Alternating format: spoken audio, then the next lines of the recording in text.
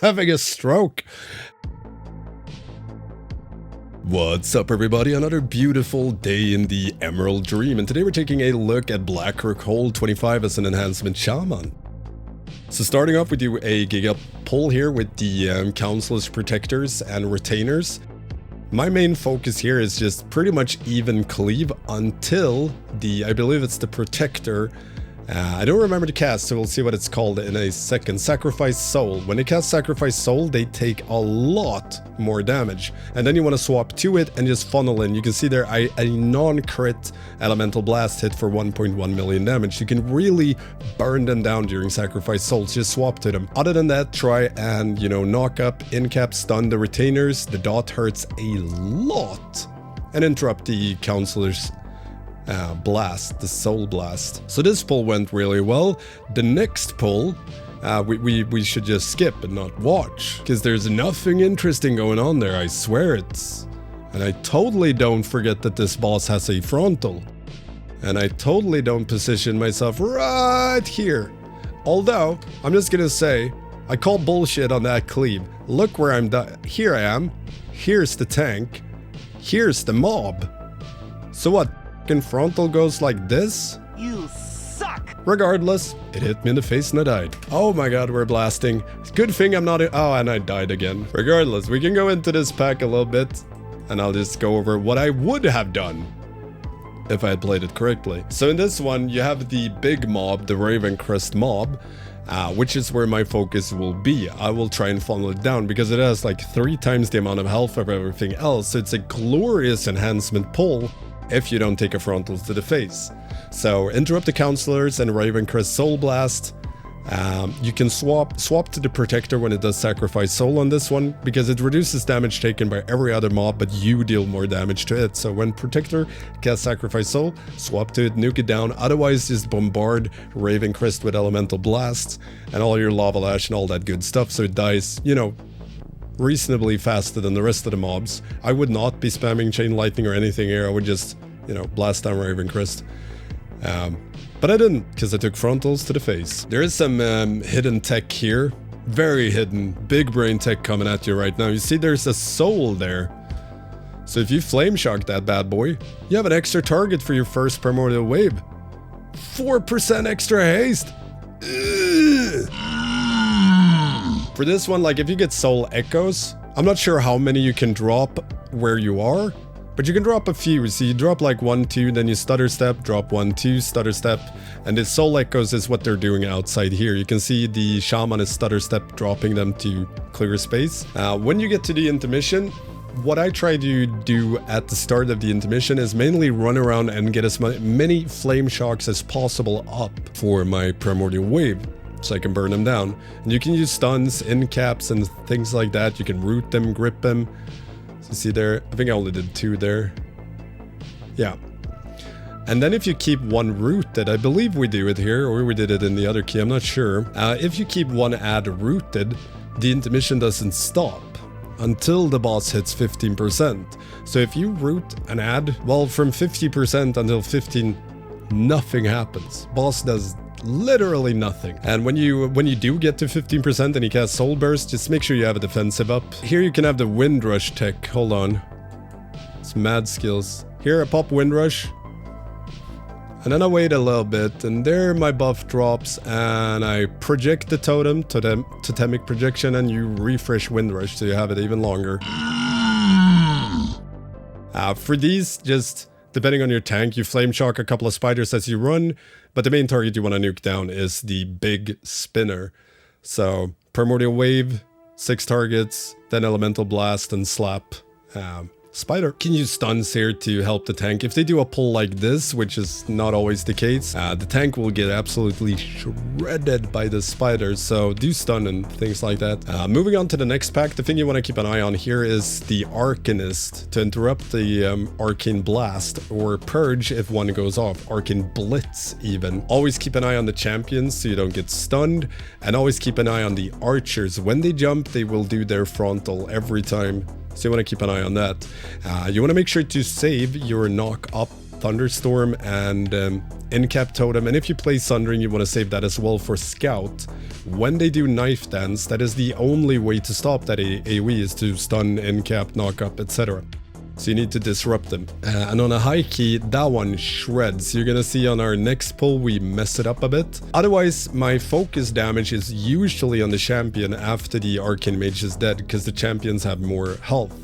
So again, funnel in the Elemental Blast and all the good stuff. Same thing here if they do a Giga pull.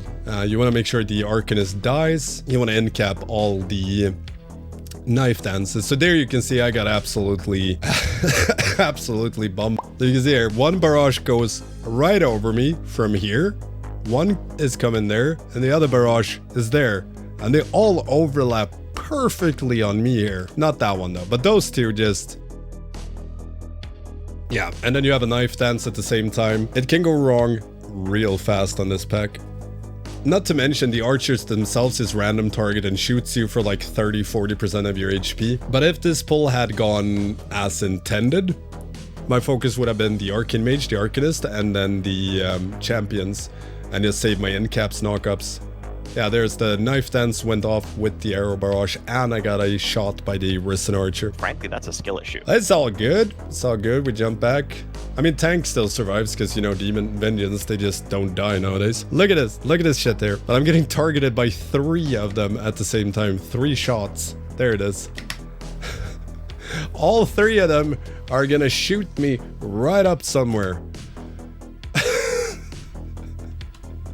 I get chugged. One thing you can do, I wouldn't recommend it, but you can interrupt the Arrow Barrage with knockups and things like that, but it is better to just dodge it so you can interrupt Knife Dance. When the pull is done, we usually go around the corner here. I believe we messed this one up as well.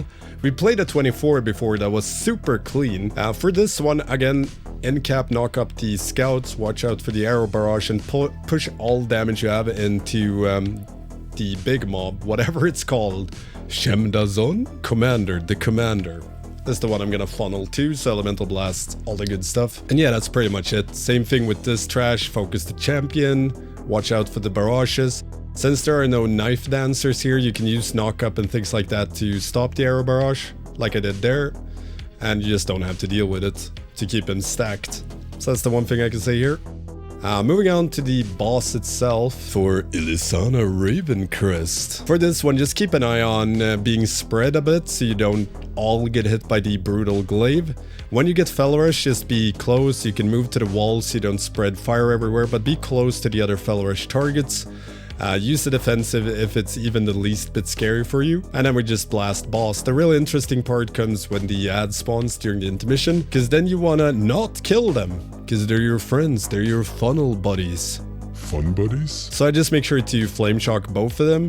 When they're close enough, I try to have Crash Lightning go in, so I cleave with that, generate more Maelstrom. But otherwise, it's just get 3 targets. You get more dam from Primordial Wave, more haste into the boss, you get more Maelstrom as long as they're alive and you Crash Lightning them. And you just funnel everything into the boss. The ads do not need to die at all. You just don't want to get hit by the frontal, and you want to interrupt the Arcanist Arcane Blitz. But other than that, they can just be alive for the whole intermission and you just slam boss. That's pretty much it for this fight. There's not much else to say. Don't stand in fire, fire bad. This is my favorite key, I realized. I do so many dumb shit in this one, and it's a 25 and we managed to time it. I think I'm gonna die after this. It's the first time I hit a boulder. Because it's like right around the corner as I turn in. Look here now. Nah. So when you round the corner, stop a little bit and use the power of 2 human eyeballs before you go up. I swear, I'm usually really good at this. I swear it! Why you always lying?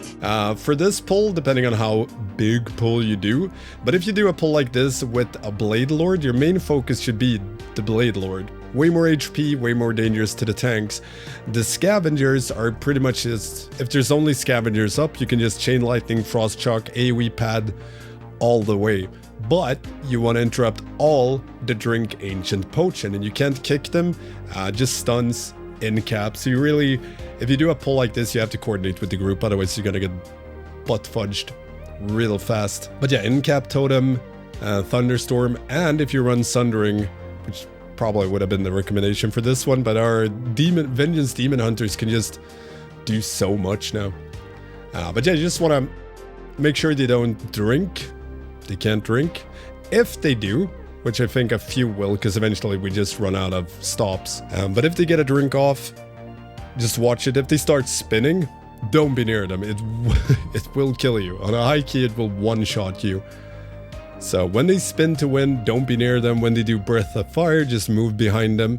And if they grow big and red, your tank is gonna cry and then die, but you'll be safe. For the next one, same thing here. There's 2 Blade Lords in this pole, so I just try and funnel them down as much as possible. Flame Shock both of them, tab target for lashing flames. So as long as there's Blade Lords up, I will just Elemental Blast funnel them. If there's no Blade Lords up and you do Scavenger, Tricksters, shit like that, then I will Chain Lightning, because there's not one mob in that pack that needs to die faster. You can just even Steven cleave him. Even Steven cleave him? Did I die during the bats as well? I think this was just a really bad run for me. It's a good thing we're doing an enhancement review on it so you can see what not to do. So I believe I die on the bats as well. But I dodged the stones. Look at this! I'm so fast! Whoa! Mad dodge there! Oh my god!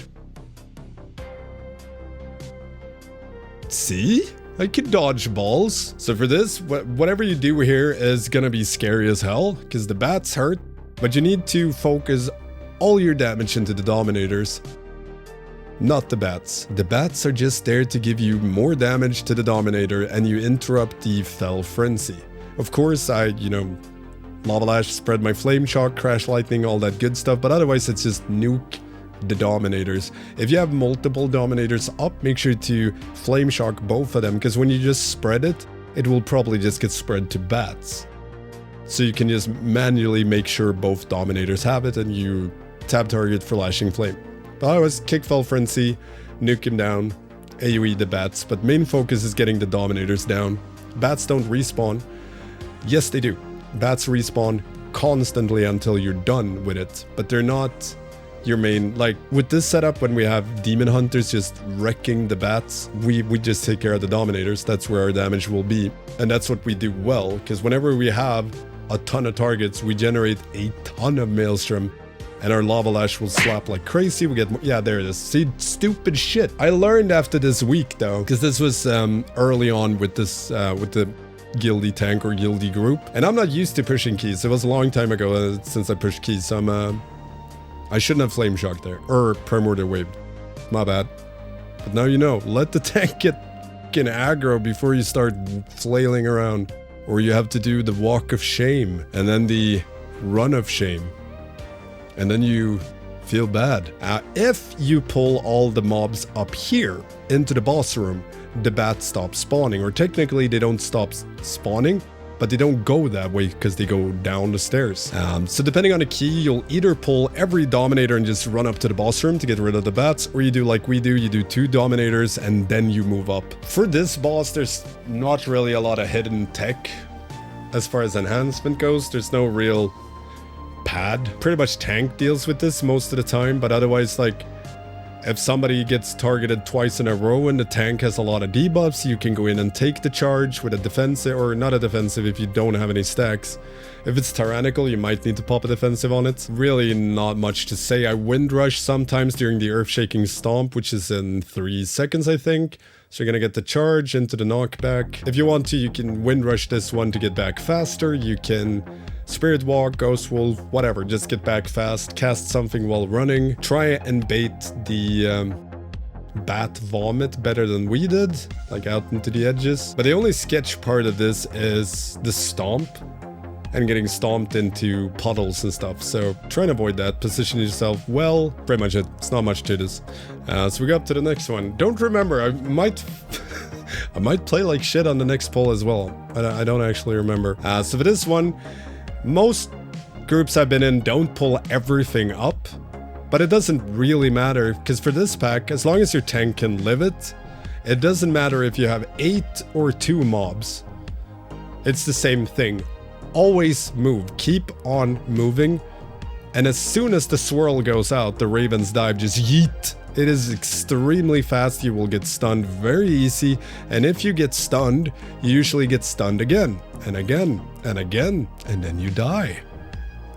So you can use knockups and stuns and sundering to interrupt Raven's dive. See, I was slow there.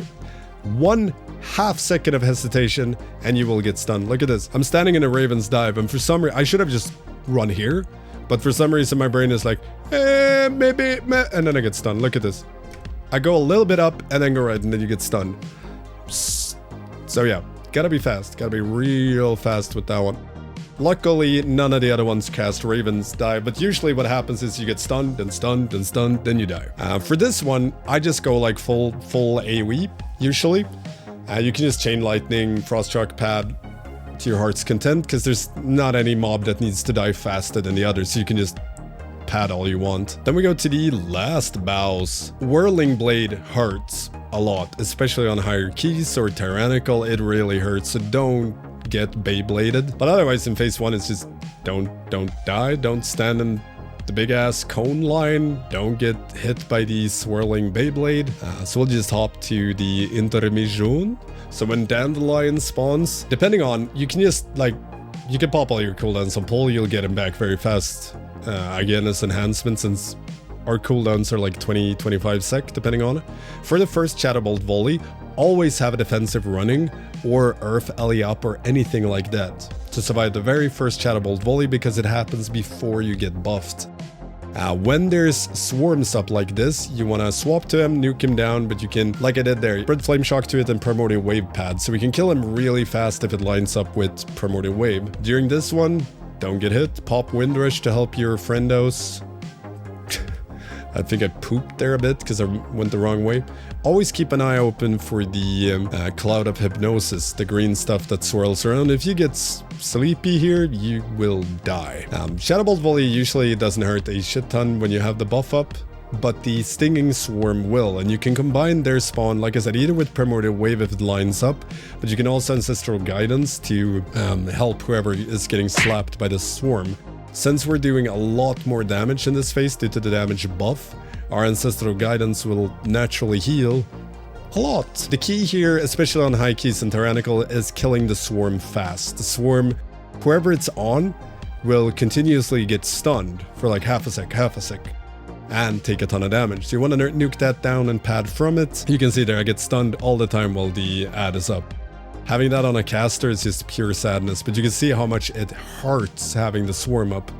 Should have popped the defensive, but apparently I'm too dumb for that, melee brain. But also, if you ever go low here, just healing surge yourself, make sure to have Earth Shield up, things like that. That's pretty much it for Black Rook Hold. A 25?